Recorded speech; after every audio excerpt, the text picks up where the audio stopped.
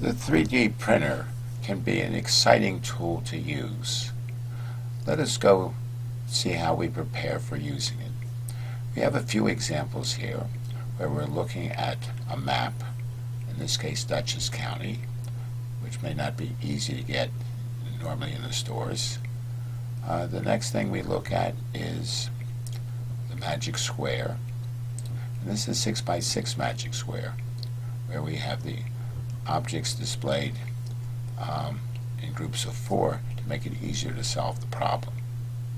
And then we have the Einstein tiles, which are made up from parts of a hexagon, so we can make our own pieces, as many as we want.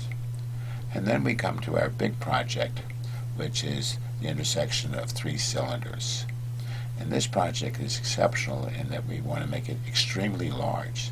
So we had to use a very large printer, 16 by 12 by 12 inch bed, 15 inches high. We'll be showing how that piece is manufactured on the printer, and then we'll show you what the entire piece looks like.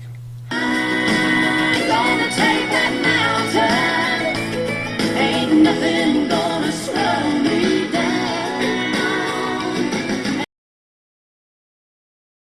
And then finally we will show the display of that at a Pi Day event showing a newspaper article.